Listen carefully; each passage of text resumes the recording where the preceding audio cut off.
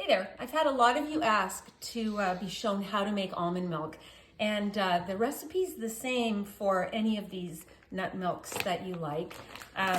Here are some raw cashews, here are some raw almonds, and I keep all of my nuts in the freezer so they don't go bad, because they will go rancid. And if you smell them, if you open it up and you smell the nuts, I know that sounds weird.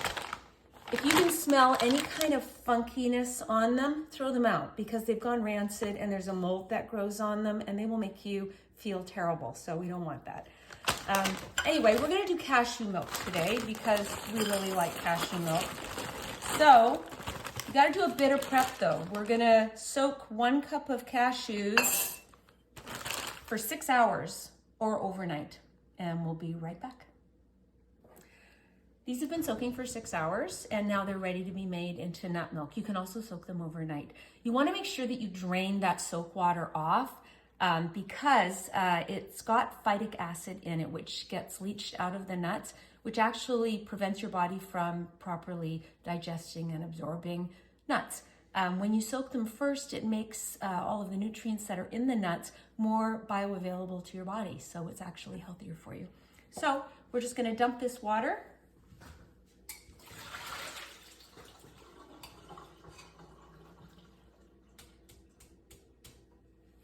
And we're going to put it into 4 cups of water in our blender.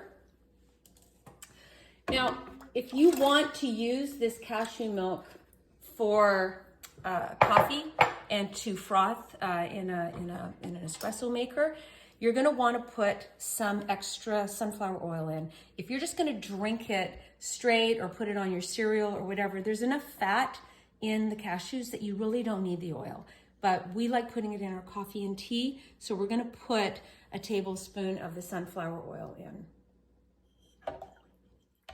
And also, again optional, you don't have to put any sweetener in, but we do like a little bit of sweetener in our coffee and our tea. So we're going to put just 1 tablespoon of maple syrup in. You don't have to.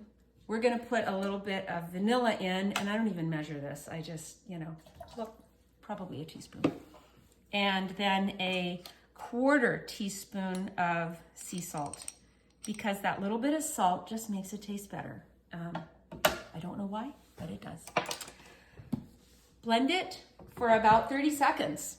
So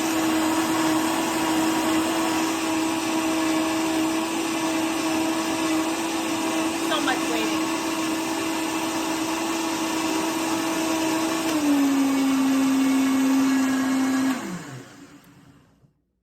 Sounds like it's about right. So then we have to drain it. Strain it through a cheesecloth, and we'll be right back.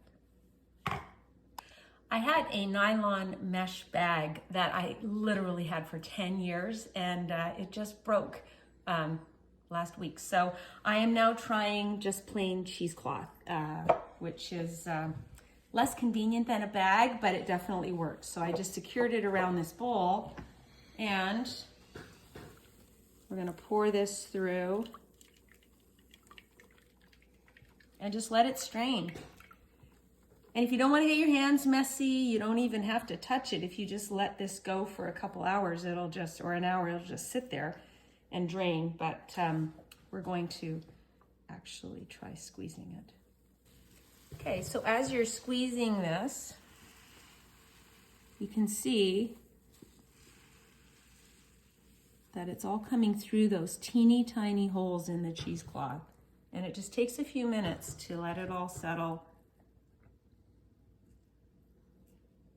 But you'll be left with some really good cashew pulp that you can use in baking a lot of different things. So it's quite useful. Don't waste it.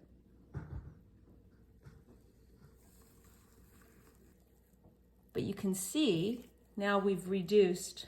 We just have that much room now, and that's going to all be pulp that we can use for baking. Don't throw it out. It's very useful. You can cashew pulp would be great in muffins or cookies or whatever, pancakes. Good. I think that's about good. So you can see what's left right there. Look at that deliciousness. So we're gonna save this. And with the rest of it, we're going to, I'm gonna show you how it froths up in a coffee steamer. So we'll do that. I don't know if you can see in here, but it really responds really well. And if you even just have a hand frother, you want to microwave it, it actually turns out killer in coffee. I'm gonna grab a spoon. It's done, if you can see.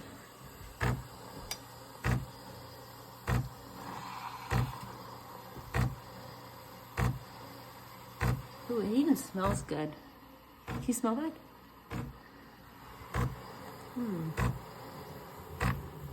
Okay.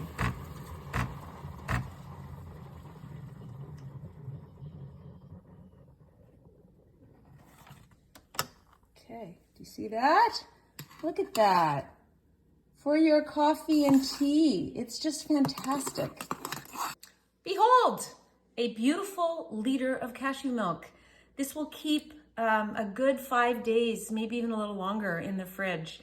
And it costs a fraction of what you would pay in the store to buy it. Super easy, very similar recipe to the oat milk. Give it a try.